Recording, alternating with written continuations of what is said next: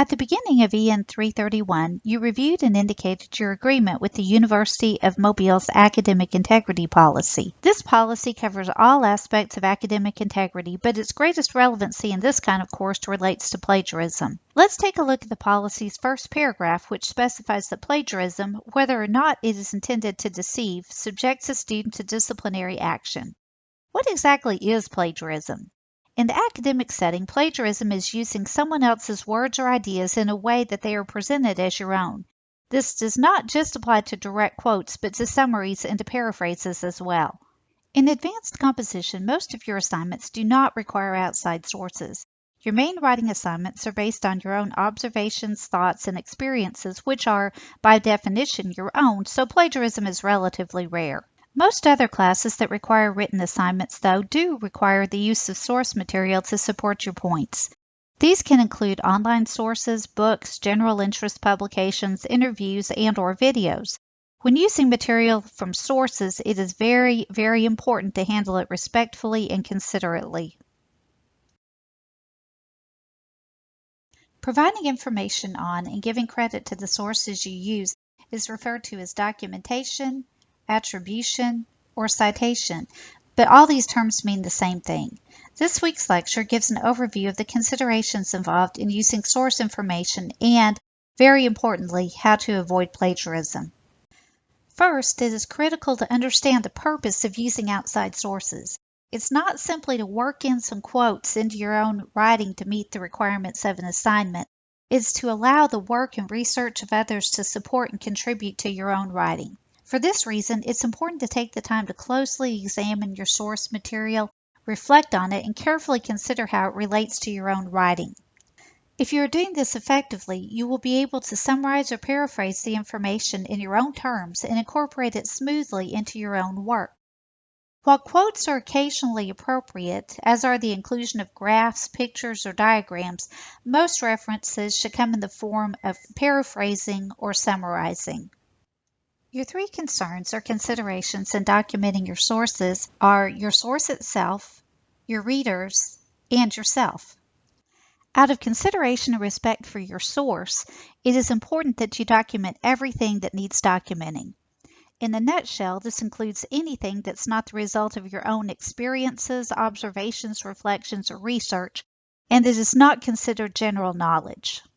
General knowledge is information that any person could reasonably be expected to know. For example, the fact that Ronald Reagan was elected president in 1980 would be considered general knowledge. Specific information on which states he carried and by what margins, however, would not be and would require documentation. Please note that it is just as important to cite ideas and theories as it is to cite facts. Out of respect and consideration for your readers, it's important that you provide adequate information on your sources. Based on the information you provide in your text, readers who are interested in your topic should be able to easily find your sources on their own so that they can examine them themselves. Anything less negates the value of citing sources at all. The information required varies slightly from documentation style to documentation style, but generally includes who wrote or provided the information, in what context, and when. Finally, out of respect and consideration for yourself, it is important to use the correct documentation style and to use it correctly and consistently so that you present yourself well both professionally and academically. Some common styles include Chicago, used in publishing, Turabian, used in seminaries, the American Psychological Association, or APA, used in social and behavioral sciences, and the Modern Language Association, or MLA, used in humanities. Since this is an English class, and English is an area of humanities, you would use MLA style.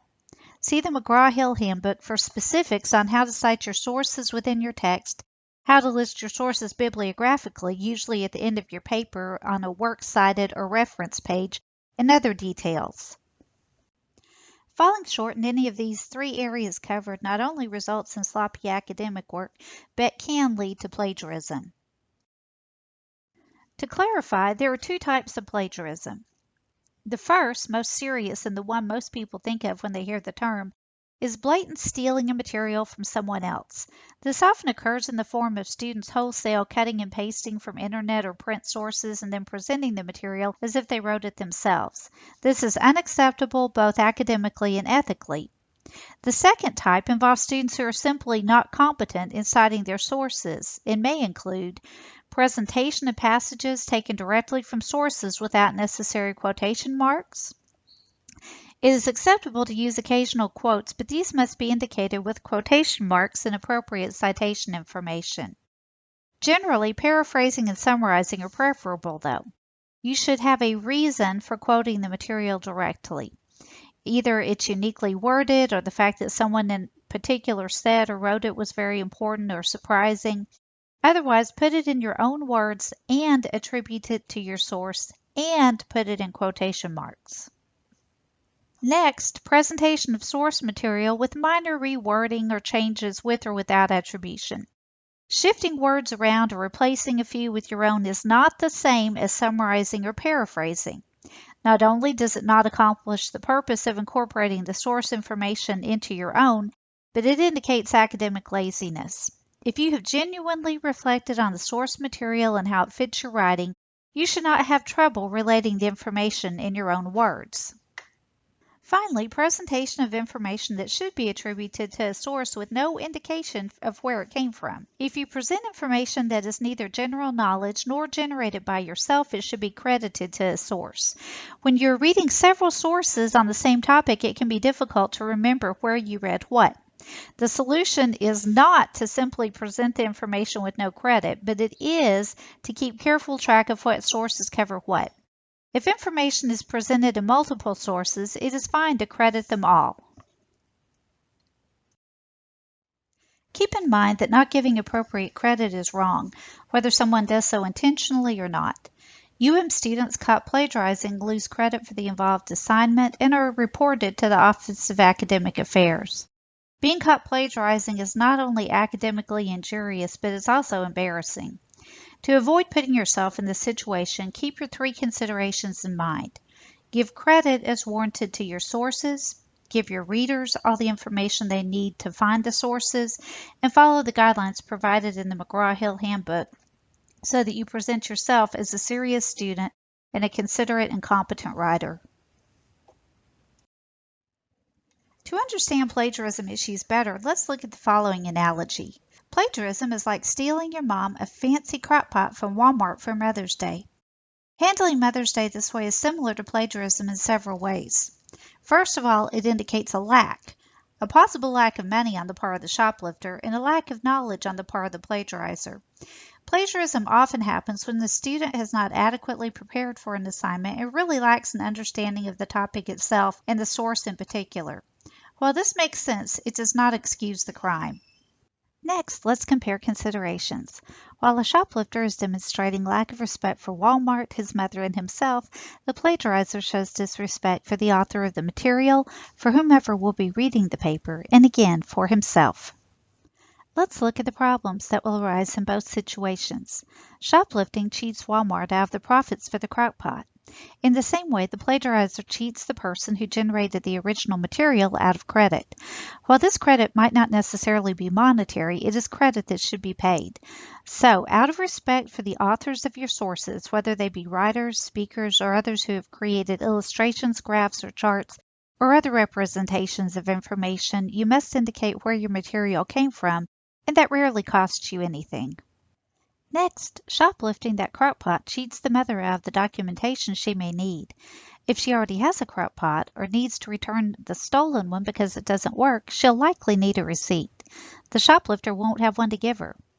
She might also need instructions on how to use the crock pot. Let's assume the shoplifter took the display model. She won't have that either. So she'll be missing important information and will not be able to track her crock pot back to the store. In the same way, a reader without adequate documentation will not be able to refer to the original source of the plagiarized material, and this is no way to treat a serious academic reader, just as it's no way to treat your mother. Finally, the shoplifter cheats himself out of the genuine gratification of knowing that he gave his mother a good gift. It can't feel good to give a stolen present. In the same way, the plagiarizer can't take pride in a job well done.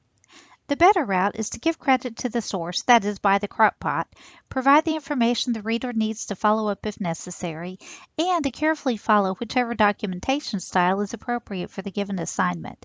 The equivalent would be to gift wrap the purchased crock pot and include a nice card. While this is not a perfect analogy, it demonstrates the trouble students can experience when they fail to handle source material correctly. Do not wait until the last minute to begin assignments involving sources, and when in doubt, err on the side of caution. Or better yet, ask your instructor how a source should be cited.